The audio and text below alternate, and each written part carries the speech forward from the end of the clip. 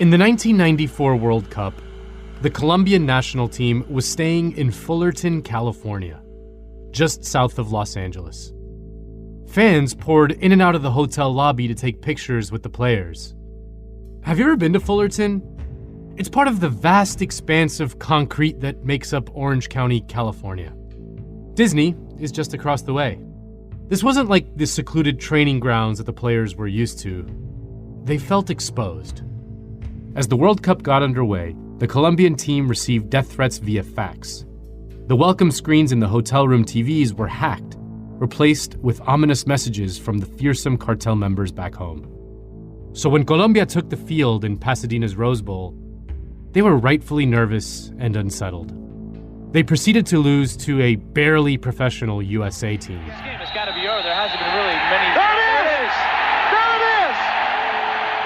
Andrés Escobar, Colombia's captain, famously scored an own goal. With Caligiuri overlapping on the far side, sends it inside, it's an own goal! The USA gets the score, Escobar on the own goal, and the United States leads Colombia 1-0. 10 days later, Escobar was shot to death outside a nightclub in Medellin. It was at 3:30 a.m. in front of this restaurant. 27-year-old Andrés Escobar got into his car. He was surrounded and shot 12 times and killed. Allegedly, one of the assailants yelled, "Thanks for the auto goal." So what the hell happened? This is the story of El Caballero del Fútbol, the gentleman of soccer, Andrés Escobar, and his tragic death at the age of 27. I'm Nando Vila, and you're listening to the best soccer podcast in the world. Vamos, Diego, lo estaban agarrando. Canigia, la ley de la ventaja. Canigia, ahora o nunca. El triunfo, Canigia, gol! Michael Owen, he's got goals with him, but it's still Owen. Oh, what a goal! Yeah, Cristiano Ronaldo, yes! Oh, yes! The goal all of Italy wanted to see. The man they wanted in the Italian team. Oh, that's brilliant! Oh, that's wonderful! That is a magnificent goal! ¡Oh, Brasil! ¡Pele!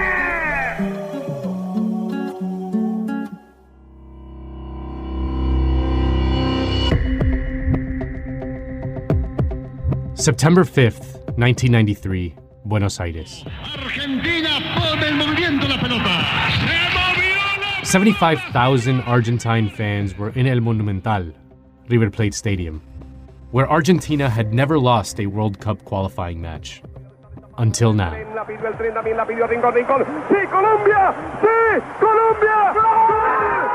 Colombia sealed World Cup qualification with a spectacular 5-0 win. The Argentine fans were so impressed, they even gave Colombia a standing ovation after the final whistle. Colombia qualified for the World Cup, conceding a grand total of 2 goals, 0 losses. This Colombia team was good. I mean, really good. Pele picked them as the favorites to win World Cup '94. Colombia 1990 and obviously Colombia 1994 with Escobar and everything. That was an outstanding team.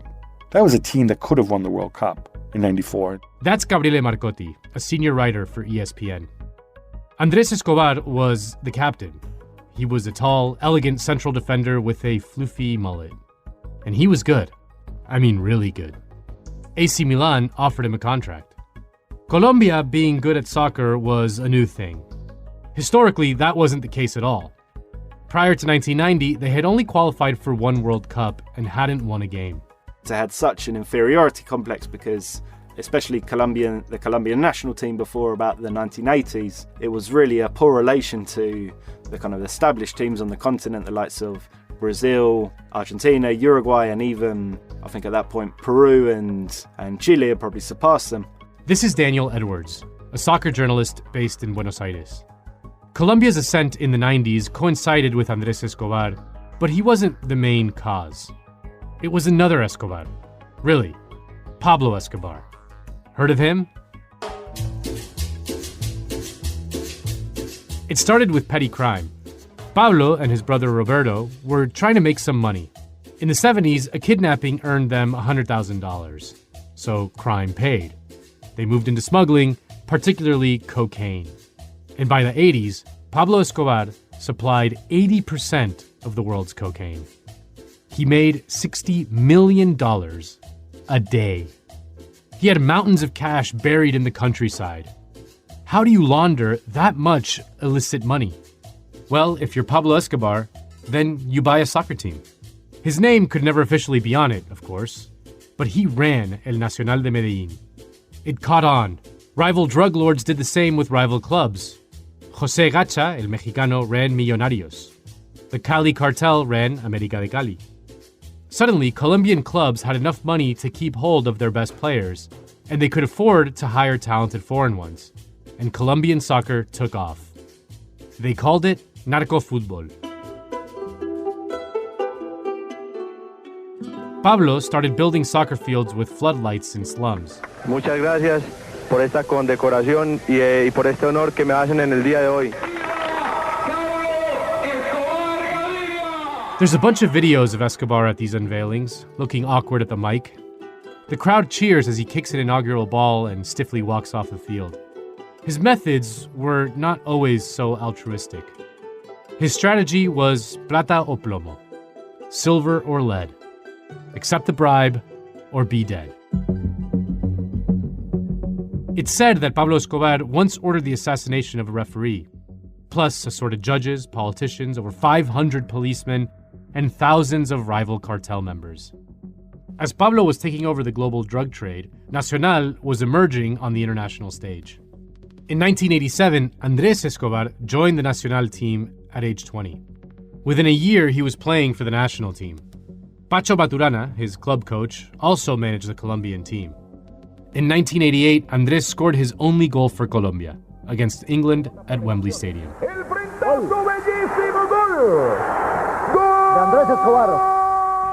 But in the meantime, Nacional was plowing forward in the Copa Libertadores, the competition of all the best club teams in South America. No Colombian team had ever won it, and in the cartel quarterfinal, Nacional scraped past Millonarios. The 1989 final was Nacional versus Paraguayan club Olimpia. Before the match, rumor has it that the Olimpia president got a message from the cartel: Nacional champions, or no one leaves the stadium alive.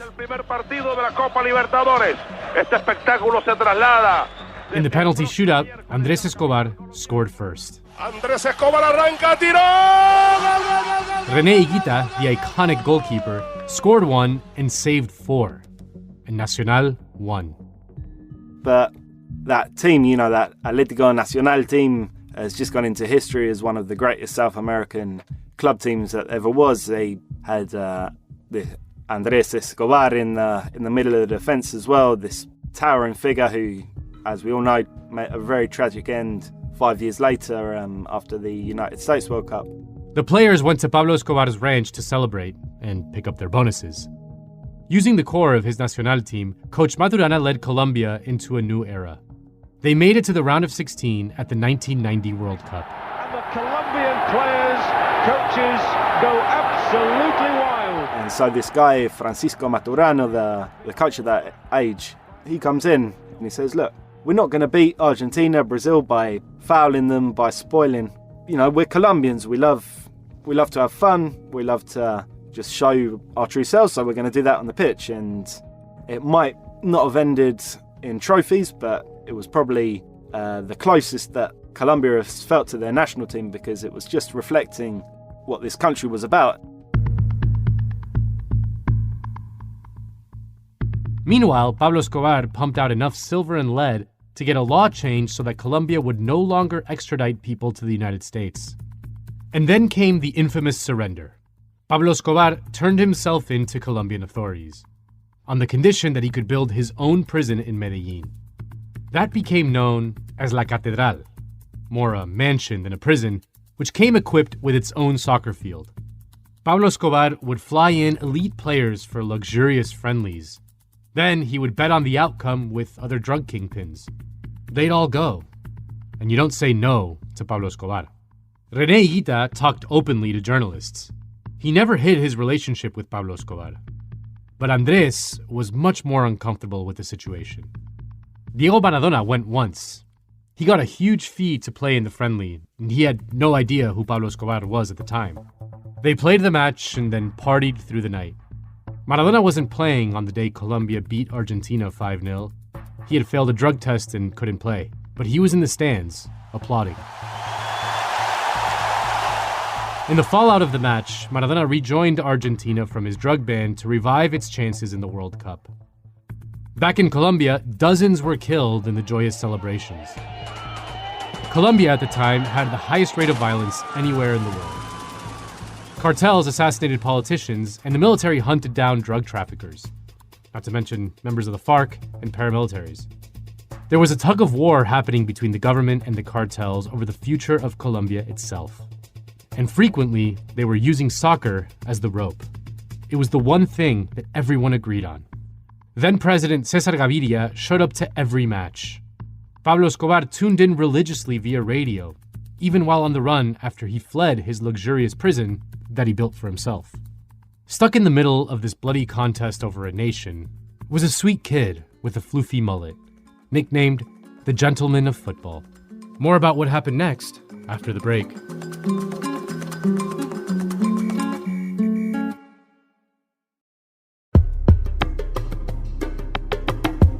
How did Andrés Escobar become the Gentleman of Football? Well, like all great stories, let's go back to his childhood. Andrés was a well-off kid, the son of a banker. He attended private Catholic schools. Even as an adult, it's said that he read the Bible every day. He kept 2 bookmarks in it. One, a picture of his mom, and a picture of his fiancée. He and his fiancée had plans to get married a few months after the World Cup. Former teammates describe Andrés as beloved by everyone. The kind of guy you want around on those long, dreary nights on international travel. Andrés was publicly shy, but hugely popular. He was in a bunch of ads ahead of the 1994 World Cup. It's kind of jarring knowing what's going to happen next.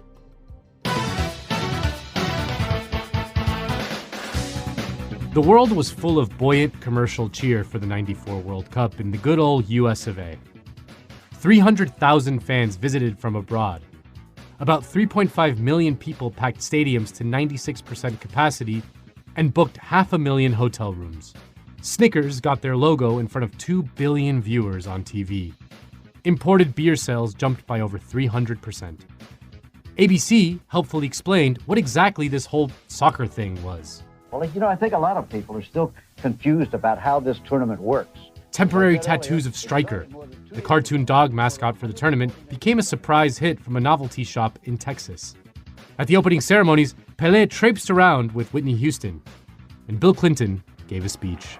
Ladies and gentlemen, the United States is honored to play host to this magnificent celebration. Diana Ross missed a penalty, and the whole goal split in half.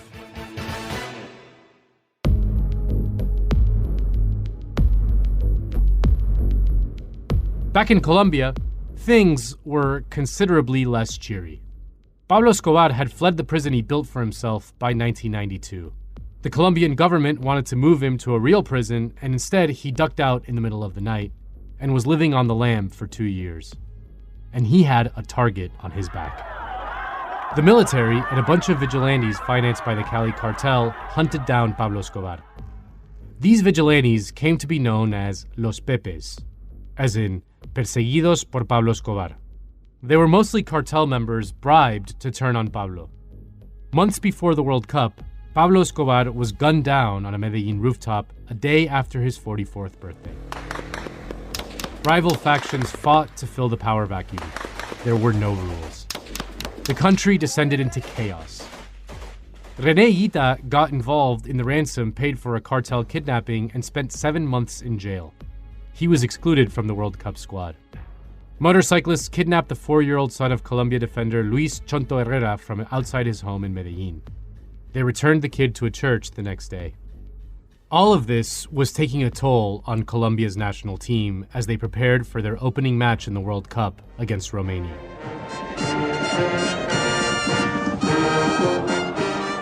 June 18th, 1994, Group A. They met at the Rose Bowl, and things didn't go well for Colombia. A vast sea of 90,000 spectators watched as a vintage Romania side overcame Colombia in the group stage. Colombia's backup goalkeeper, Oscar Córdoba, didn't even see the ball coming. He didn't look great on any of the 3 goals scored during that match, but he looked especially bad on this one. This attack. Oh, what a stunning blow. After a brilliant qualifying campaign and expectations were sky high, they crashed and burned in their opening match. From Georges Agi in the first half have carried Romania to a 3-1 win over Colombia.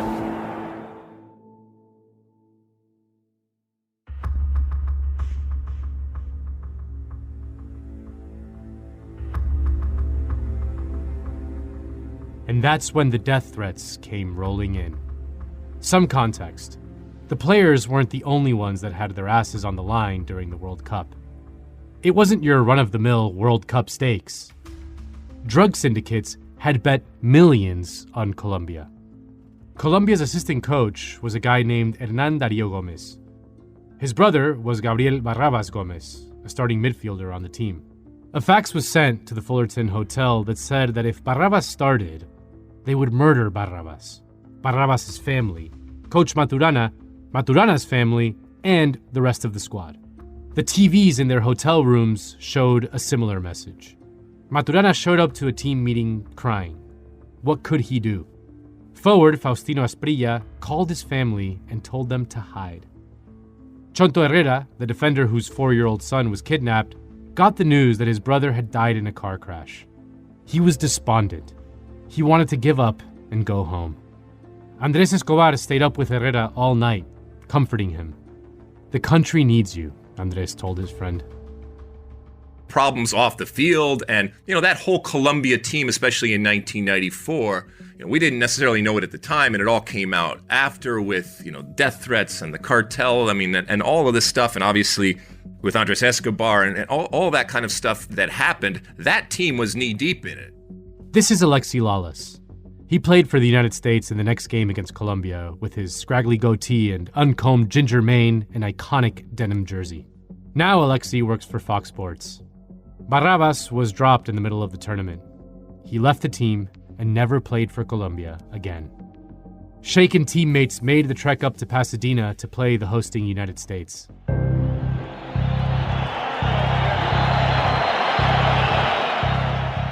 June 22nd, 1994. Welcome to the Rose Bowl and the 1994 FIFA World Cup, the world's largest single sport event. USA! USA! USA! USA! USA! 93,689 fans showed up to the Colombia-USA game. To the outside world, Colombia was still a favorite to win the World Cup. The United States had just a few pros playing in far-flung leagues. Colombia's star striker was Faustino Asprilla. Asprilla, number 21 there. The quick man up front. Man, this segment of the game is... To mark him, the Americans surprisingly turned to Fernando Clavijo, a 37-year-old who hadn't played a match in months. Colombia dominated the opening spell. Just peppered the American goal with shots. This one looked like it could get ugly. Until it got ugly in a very different way.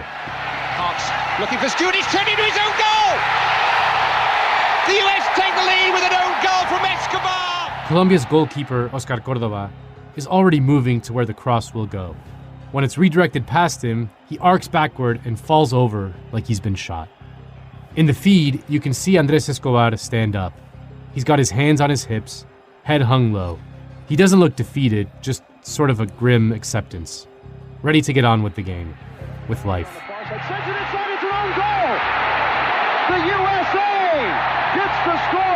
Escobar on the own goal, and the United States leads Colombia 1-0. At halftime, Maturana subbed off Asprilla. Clavijo said, quote, "He should be ashamed of himself. Not only did he not play well, he didn't even try." Maturana said later he would have subbed out all 11 players if he could have. More about what happened next after the break.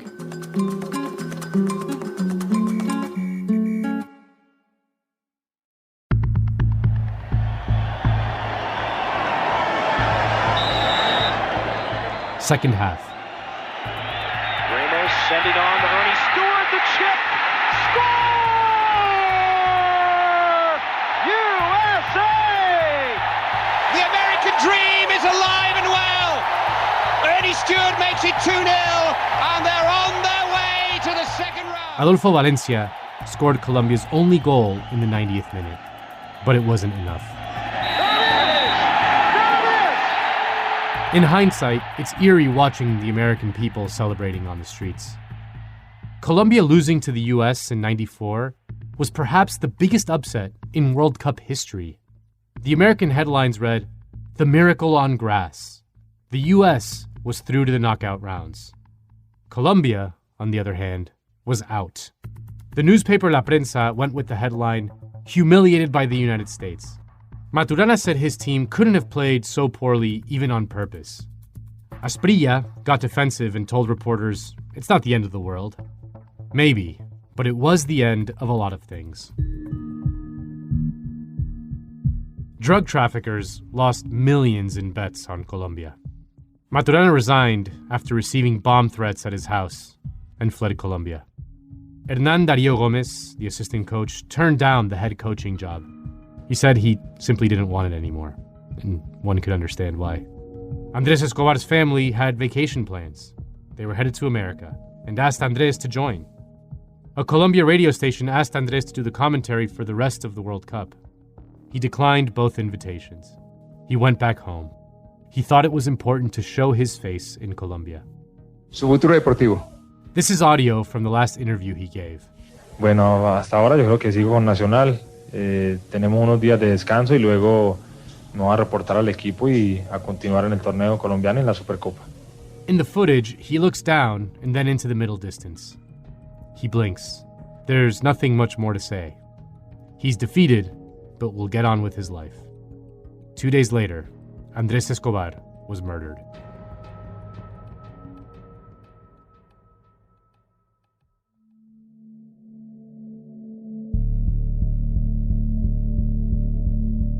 On the night of his death, Andrés left his fiancée at home to go out with some friends and ended up at a club called El Indio. Andrés was drinking, and he gets into a verbal scuffle with some people. At 3 a.m., he leaves with his friends to go get some food. Andrés was in the car in the parking lot when 3 people approached. They shot him 6 or 12 times, depending on the report. Someone told a local radio station that they heard one of the shooters say, "Thanks for the autogol." The group yelled "Gol" after each shot. It's unlikely they killed Andrés explicitly for the own goal. We don't know for sure what they were arguing about. Andrés Escobar died from his wounds on the way to the hospital, trying to squeeze his friend's hand.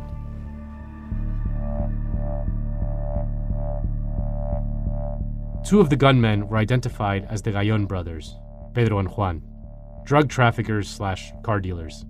They'd been members of Los Pepes and had helped hunt down Pablo Escobar. When the authorities arrested the Gallons, they also confiscated 55 pounds of cocaine, 2 revolvers, and a submachine gun. The Gallons then paid off the prosecutors. Their driver/bodyguard, Humberto Castro Muñoz, took the fall and confessed. He was sentenced to 43 years in prison, but got out after 11 for good behavior. The Gallón brothers went free. On July 2nd, 1994, Colombian players started getting calls early in the morning saying Andrés Escobar was dead. Asprilla didn't really believe it until he saw the midday news. On June 22nd in Pasadena's Rose Bowl, the U.S. won a 2-1 game in which Colombia defender Andrés Escobar accidentally kicked the ball into his own net. Colombia, one of the favorites going in, was eliminated in the first round. The team returned home on Wednesday to anonymous threats that were carried out. Medellin city officials instituted a 24-hour alcohol ban. The members of the Colombia team were assigned additional bodyguards. Andrés Escobar's body lay in state at an open coliseum. The next day, 10,000 people attended the funeral, including the president of Colombia and the mayor of Medellin. Thousands walked with the casket 10 miles to the cemetery. Back in the United States, the knockout rounds of the World Cup were starting. They held a moment of silence before the next 2 matches. It's a complete lack of respect for life, you know, in the face of what in reality is just a game, you know. And of course, at this level, that gets kind of blurred. That's a very young Alexi Lalas on SportsCenter. It was 10 days between the own goal and Andrés Escobar's murder.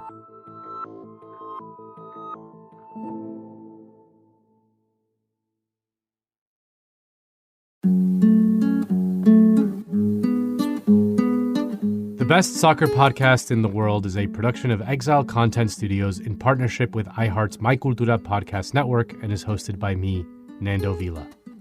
The show is produced by Ana Isabel Octavio and Zach Lee Rigg. Written by Zach Lee Rigg. Production assistance by Stella Emmett. Our executive producers are Isaac Lee, Rose Reed, and myself, Nando Vila.